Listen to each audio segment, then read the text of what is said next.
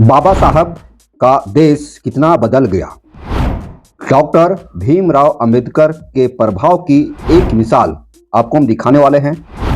राजनीति या सामाजिक चेतना की नज़र से देखें तो उनका असली काम 1924 में शुरू हुआ, जब लंदन से लौटकर उन्होंने भारत में दलितों के कल्याण के लिए एक संगठन बनाया था। अंबेडकर के पिता सेना में सूबेदार थे। इसके बावजूद बचपन से ही उन्हें छुआछूत का सामना करना पड़ा। उस वक्त समाज में दलितों और पिछड़ों की स्थिति बेहद खराब थी। उन्हें कुएं से पानी नहीं भरने दिया जाता था और पढ़ाई लिखाई से दूर रखा जाता था। ऐसे माहौल में भी अंबेडकर ने न सिर्फ स्कूली पढ़ाई पूरी की, बल्कि इतने मनोयोग से की कि उन्हें उच्च शिक्षा के लिए बड़ौदा महाराज की छात्रवृत्ति भी मिली। बड़ौदा के महाराज के द्वारा उन्हें छात्रवृत्ति दिया गया। उन्हें कोलंबिया विश्वविद्यालय जाने का मौका मिला, जहां से उन्होंने एमए व पीएचडी की डिग्री हासिल की और वकालत पढ़ने इंग्लैंड गए। उन्हें लंदन स्कूल ऑफ इकोनॉमिक्स से बीएससी करने का मौका मिला था, लेकिन तभी उन्हें बड़ौदा वापस आना पड़ा। मगर बाद में उन्होंने बैरिस्टर की पढ़ाई व डीएससी की डिग्री भी हासिल की और जर्मनी के बॉन विश्वविद्यालय में भी अध्ययन किया। अंबेडकर को न सिर्फ पढ़ाई के मौके मिलते रहे, बल्कि अच्छी जगह पर काम करने के भी अवसर मिले। जाति और वर्ग भेद ने उन्हें कदम कदम पर विचलित जरूर किया, लेकिन वे घबराए नहीं। उनके सतत संघर्ष में साफ दिखता भी है। इसलिए भारत की संविधान सभा के सदस्य और संविधान का मसौदा तैयार करने वाली समिति के अध्यक्ष के तौर पर उनका इतना योगदान रहा कि उनको ही संविधान का लेखक या निर्माता माना जाता है। दोस्तों, 14 अप्रैल को डॉक्टर भीमराव अंबेडकर का जन्म दिवस मनाया जाता है।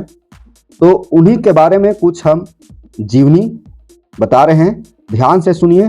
बहुत ही अच्छी जीवनी है।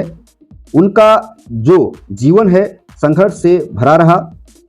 उन्हें ऐसे कार्य करने का दायित्व सौंपा गया जो आराम से वह कर गए।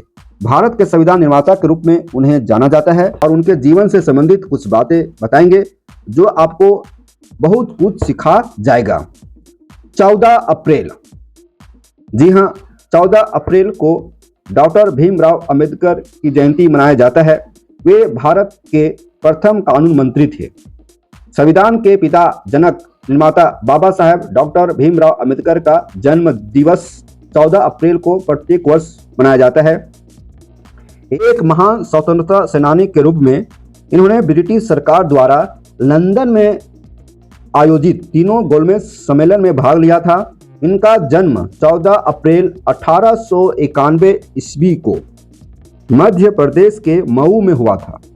इन्होंने दलितों की आवाज को जीवन पर्यंत बुलंद किया तथा गोलमेज सम्मेलन में दलितों की आवाज बनकर उन्हें पृथक निर्वाचन क्षेत्र 1935 के भारत शासन अधिनियम के द्वारा प्रदान करवाने में महती भूमिका अदा की।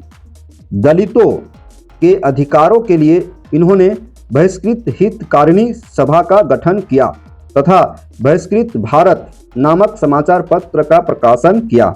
26 सितंबर 1932 को ऊना के अरवदा जेल में गांधी जी एवं भीमराव अंबेडकर के बीच प्रसिद्ध ऊना फैक्ट हुआ था।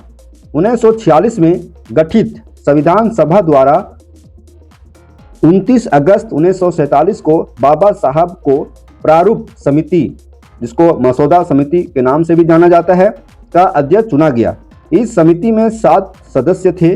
संविधान बनने में 2 वर्ष 11 महीना 18 दिन का समय लगा था। जीवन के अंतिम क्षणों में नागपुर में उन्होंने लाखों समर्थकों के बीच बौद्ध धर्म अंगीकरण कर लिए। मतलब जीवन के अंतिम क्षणों में नागपुर में उन्होंने लाखों समर्थकों के साथ बौद्ध धर्म अपना लिए। उनका शिक्षा के बारे में बात किया जाए तो उन्होंने 1907 ईस्वी में मैट्रिक पास किए सतारा हाई स्कूल से।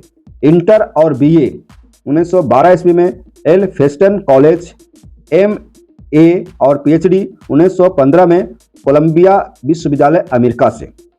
अर्थशास्त्र, कानून एवं MSc लंदन यूनिवर्सिटी 1920-21 में।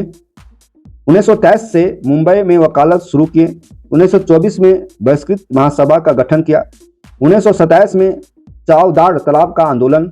1930 में काला राम मंदिर में प्रवेश। 1935 में धर्म परिवर्तन की घोषणा। 1946 में मुंबई में सिद्धार्थ कॉलेज की स्थापना। 1951 में नेहरू मंत्रिमंडल में हिंदू कोड बिल लाना। हिंदू कोड बिल पारित न होने पर मंत्रिमंडल से इस्तीफा। 14 अक्टूबर 1956 में नागपुर में बौद्ध धर्म ग्रहण किए। 6 दिसंबर 1956 को अकस्मात मृत्यु दिल्ली में हुई।